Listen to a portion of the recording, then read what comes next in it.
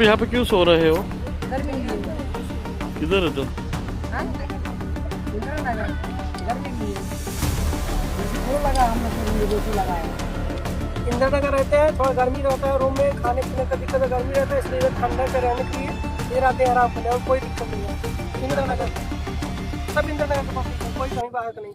नमस्कार, मी संदीप राणे, शहराध्यक्ष मीरा भाईंदर, महाराष्ट्र मनसेना. तुम्ही बघत असाल टीव्हीवर फार मोठ्या प्रमाणामध्ये बातमी चाललेली. या ठिकाणी इंदिरा नगर या ठिकाणी स्वर्गीय आनंद दिघे साहेब मैदान या ठिकाणी आहे. त्या ठिकाणी तुम्ही बघत असाल फार मोठ्या प्रमाणात माणसं या ठिकाणी झोपलेले आहेत आणि तीच व्हिडिओ व्हायरल होत आहे टीव्हीच्या माध्यमातून.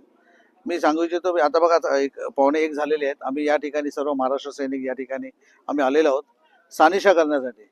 त्यामुळे आम्ही या ठिकाणी सानिशा केल्यानंतर आम्हाला सगळ्यांचा आम्ही सानिशा घेतली आणि आमच्या ओळखीचे काही या ठिकाणी अधिकारी पदाधिकारी पण आमच्याकडे आहेत.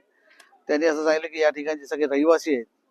तर मी ह्यांना सगळ्यांना ते सांगितलंय आता की या ठिकाणी जेवढे रहिवासी असेल त्या त्यांनी इथे झोपलं तर काय प्रॉब्लेम नाही, कारण समोर त्यांची झोपडपट्टी आहे, पत्र्याचे रूम आहेत, गरम होतं म्हणून ते लोक या ठिकाणी झोपलेले आहेत.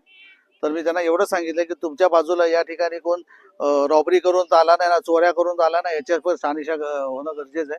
त्यामुळे त्यांनी आता आम्हाला सांगितलं की नाही, सगळे आमच्या ओळखीचे आहेत. आणि त्या बहुसंख्य लोक आज या ठिकाणी बफिंगमध्ये कामाला आहेत, स्टील इंडस्ट्रीजमध्ये कामाला आहेत. त्याच ठिकाणी या ठिकाणी महिला तुम्ही बघत असाल या ठिकाणी मोठ्या प्रमाणामध्ये.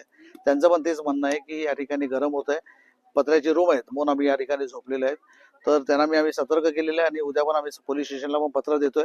या ठिकाणी पोलिसांनी राऊंड अप ठेवावा, जेणेकरून या ठिकाणी कुठलं कृत्य करून कुठलं तरी आलं नाही, काही क्राईम करून तर आलेला नाही, या ठिकाणी झोपत तर नाही ना, याची शानिशा होणं गरजेचं आहे. आणि लवकरात लवकर याच्यावर कारवाई होईल एवढी तुम्हाला आश्वासन देतो. आणि टीव्हीमध्ये जे दाखवलेलं आहे त्याचा मी नक्कीच दखल घेतलेली आणि या ठिकाणी आम्ही 1:15 वाजता या ठिकाणी आलेलो आहोत. धन्यवाद. जय हिंद, जय महाराष्ट्र.